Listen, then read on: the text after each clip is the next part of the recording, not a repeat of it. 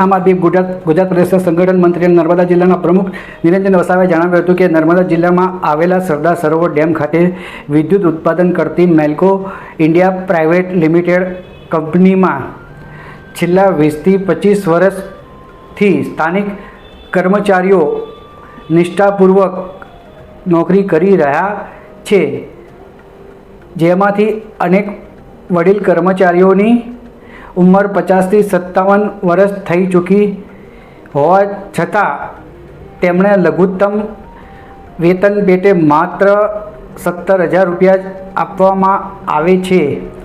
તેમની પાસે વધારે જવાબદારી અને અનુભવ હોવા છતાં તેમના કૌશલ્ય મુજબ હોદ્દો કે યોગ્ય વેતન આપવામાં આવતું નથી.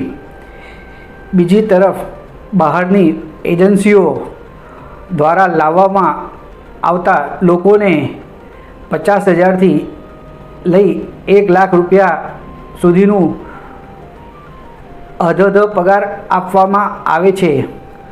આ અન્યાય સામે સ્થાનિક કર્મચારીઓએ અગાઉ પણ હડતાલ કરી હતી અને મંત્રીઓ સુધી રજૂઆતો કરી હતી, છતાં તંત્રએ કોઈ ધ્યાન આપ્યું નથી. તો દર્શક મિત્રો, આ અંગે નિરંજન વસાવાએ વધુમાં શું કીધું તે આપણે સાંભળીએ. સ્ટેચ્યુ ઓફ યુનિટી જે નર્મદા જિલ્લામાં આવ્યું છે અને ત્યાંથી બિલકુલ નજીક જે સરદાર સરોવર ડેમ આવ્યો છે, સરદાર સરોવર ડેમમાં જે વિદ્યુત ઉત્પન્ન થઈ રહ્યો છે ત્યાં મેલ્કો ઇન્ડિયા પ્રાઇવેટ લિમિટેડ કંપનીના જે કર્મચારીઓ છે જેઓ 20-25 વર્ષથી ત્યાં આગળ નોકરી કરે છે અને તે લોકો પીસાઈ રહ્યા છે, તે લોકોનું શોષણ થઈ રહેલું છે. પણ તેમ છતાં સરકારમાં બેઠેલા નેતાઓ એ બિલકુલ એમનું સાંભળતા નથી. એમણે વારંવાર ઉપલા લેવલે પણ રજૂઆતો કરી, પણ એમની માંગણી કોઈ પણ જાતની સંતોષાતી નથી. આ જે વિદ્યુત ઉત્પન્ન થાય છે સરદાર સરોવર ડેમમાંથી, એ મહારાષ્ટ્રમાં સપ્લાય થાય છે, મધ્યપ્રદેશમાં સપ્લાય થાય છે, ગુજરાતમાં સપ્લાય થાય છે. દિવસે ને દિવસે વીજળી એટલી મોંઘી થઈ રહી છે, પણ જે ઉત્પન્ન કરી રહેલા જે મજૂર વર્ગ છે, જે કામદારો છે, આજે તેઓ છેલ્લા 20-25 વર્ષથી ત્યાં નોકરી કરે છે અને ઘણા આગેવાનોની વડીલોની ઉંમર 55 વર્ષ છે, 57 વર્ષ છે, 52 વર્ષ છે, 51 વર્ષ છે અને જે લોકોએ ડિગ્રીઓ મેળવી છે, આજે તેવા લોકોને પણ લઘુત્તમ વેતન પ્રમાણે ત્યાં ફક્ત 17,000 રૂપિયા ત્યાં આગળ ચૂકવવામાં આવે છે.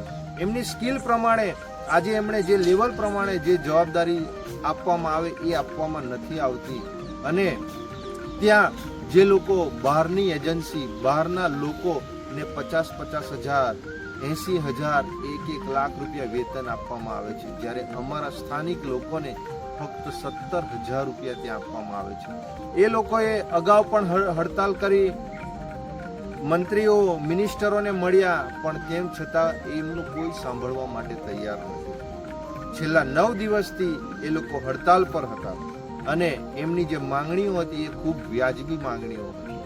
તેમ છતાં પણ એજન્સીના જે પણ પ્રતિનિધિઓ છે એમને આજ રોજ અમે બોલાવ્યા, એમની જોડે વાતચીત કરી છે અને એમનું જે 9 દિવસ હડતાલ પર હતા એ હડતાલ આજે સમેટી લેવડાવે છે અને એમને જે 9 દિવસની ગેરહાજરી છે એમને પગાર ચૂકવવામાં આવે અને જે એમને યોગ્ય જે લાભો મળવા પાત્ર છે, જે એમના પગારમાં વધારો કરવાનો છે, એ બાબતે તમામ ચર્ચાઓ ત્યાં કરવામાં આવી છે અને એજન્સી દ્વારા પણ આશ્વાસન આપવામાં આવ્યું છે કે અમે આ જે પણ એમની માંગણીઓ છે એ અમે એમની સંતોષી છે અને આવનારા દિવસોમાં એમનું સુખદ નિરાકરણ લઈ આવશું.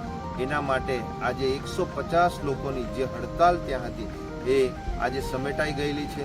પણ એક એજન્સીનો પ્રશ્ન નથી, આજે સમગ્ર ગુજરાત, સમગ્ર દેશમાં આ ભારતીય જનતા પાર્ટી દ્વારા જેટલી પણ જે એજન્સીઓ છે એ લોકો ક્યાંના લોકો છે, શું કામગીરી કરે છે એ કંઈ જ નહીં, પણ તમામ વિસ્તારોમાં આજે સરકારી કચેરીઓ હોય, હોસ્પિટલો હોય કે તમામ ક્ષેત્રે આજે પ્રાઇવેટીકરણ થઈ રહ્યું છે. આજે ગ્રેજ્યુએટ લોકો, જે લોકો સારામાં સારી ડિગ્રી મેળવી છે, આજે તેવા લોકોનું પણ આજે આ ભારતીય જનતા પાર્ટીના રાજમાં આજે શોષણ થઈ રહેલું છે. આજે મોંઘવારીએ એટલું બધું આસમાન પકડી લીધું છે કે આજે કોઈ પણ સામાન્ય વ્યક્તિ આ 15-17 હજારની નોકરીમાં એ પોતાનું જીવન ગુજરાન નથી ચલાવી શકતા, બાળકોને સારું શિક્ષણ નથી આપી શકતા. આજે મોંઘવારીએ તમે જુઓ, આજે દરેક જગ્યાએ આજે મોંઘવારી છે. દરેક લોકો એનો વિરોધ કરે છે, પણ આ ભારતીય જનતા પાર્ટી જે સરકાર છે એમાં બેઠેલા લોકો એમનો અવાજ દબાવી રહ્યા છે. એમને આગળ બોલવા નથી દેતા, આગળ અવાજ નથી ઉઠાવવા દેતા. એ શિક્ષણ હોય, આરોગ્ય હોય, બેરોજગારીનો મુદ્દો હોય, કરાર આધારિત કર્મચારીઓનો મુદ્દો હોય, આવા તમામ પ્રશ્નો આપણા સમગ્ર વિસ્તારમાં આજે ઊભા થઈ રહ્યા છે.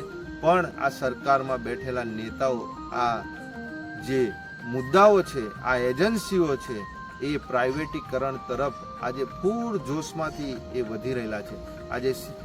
આજે પ્રાઇવેટ સ્કૂલો જોઈ લો, પ્રાઇવેટ દવાખાનાઓ જોઈ લો, તમામ પ્રાઇવેટ એજન્સીઓ, તમામ વસ્તુ, railway private, bus depot private થી લઈને બધું જ આ લોકો પ્રાઇવેટીકરણ કરી રહ્યા છે. અને એના લીધે જ આ આજના યુવાઓ, આજે જે વર્ષોથી જે લોકો અહીંયા નોકરીઓ કરે છે એવા લોકોનું શોષણ થાય છે.